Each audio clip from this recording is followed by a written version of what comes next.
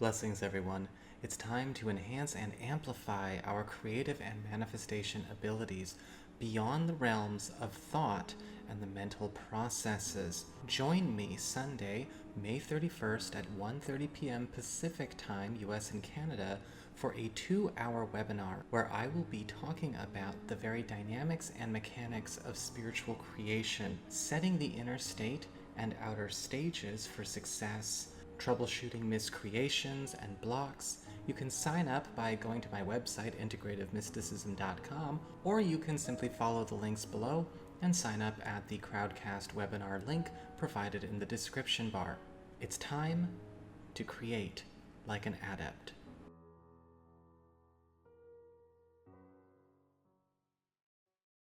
Hey there, Pisces. It's time for your weekly horoscope for the coming 7 days. And just a quick reminder for everybody out there, should you ever wish to get a session with me, you do need to go to my website. It's integrativemysticism.com.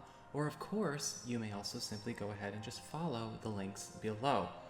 Also, for those of you who are interested in the manifestation webinar I am doing this coming Sunday, you might want to check it out at my website, or again, open up the down bar below and follow the links there.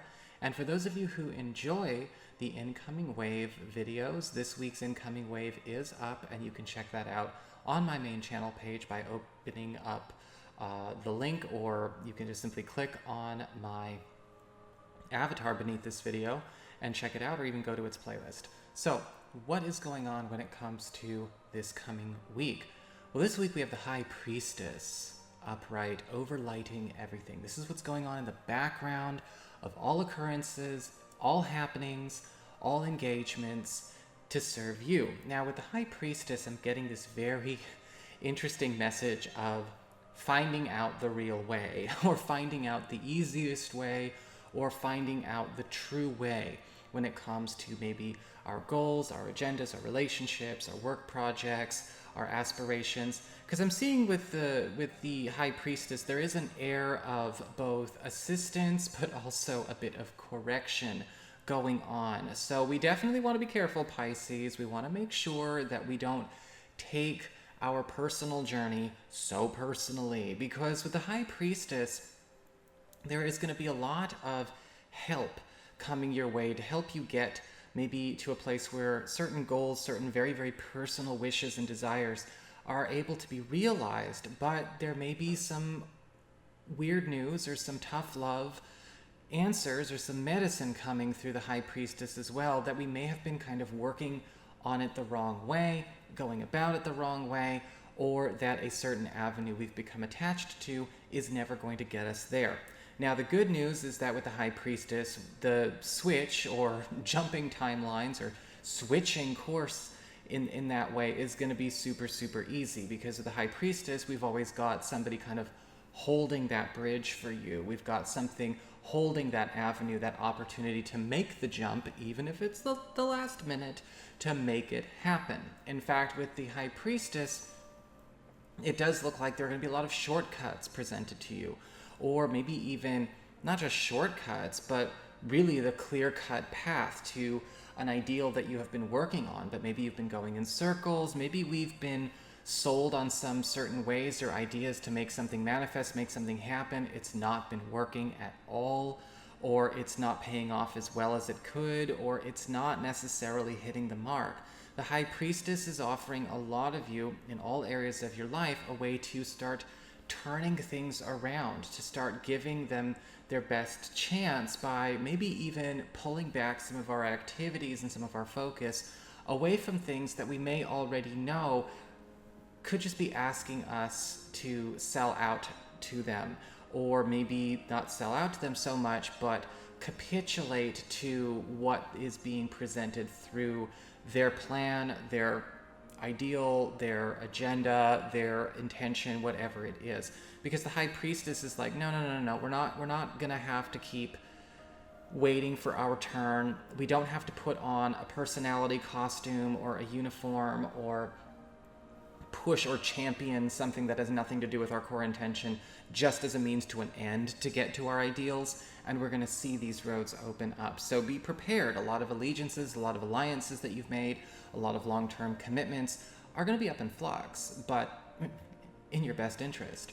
In fact, as we get to the financial area, the material area, the professional area, we have the Nine of Pentacles upright. And once again, we talk about early payoffs, early wins, things coming our way that actually, I believe, are coming with the help of the High Priestess, because we are no longer doing it the hard way. We are no longer taking the long way around. We are letting go of some kind of prescribed road or schedule or itinerary that was taking too long to fully substantiate. Now, this could indicate an early payoff in terms of getting maybe the role or the job or the opportunity sooner than was projected. Possibly even the same news coming when it comes to material wealth or material abundance, or even with the Nine of Pentacles upright, a growth opportunity that defies logic or it defies convention or protocol as it relates to what you have been used to in your particular field, your particular company, or maybe the organization that you are working for. Or if you're not working for an organization, you're self-employed. It defies logic when it comes to the market you serve. It defies logic when it comes to what you have been conditioned to believe it takes to succeed. And with the High Priestess, it has to do with, well, throwing that all up in flux. It's a wonderful card, but you have to check your loyalties with this one. I'm getting a very, very strong impression from this Nine of Pentacles that it's the emotional strings, the heartstrings, that are actually creating some confusion where confusion does not need to be. With the Nine of Pentacles, however, you are sitting very, very pretty.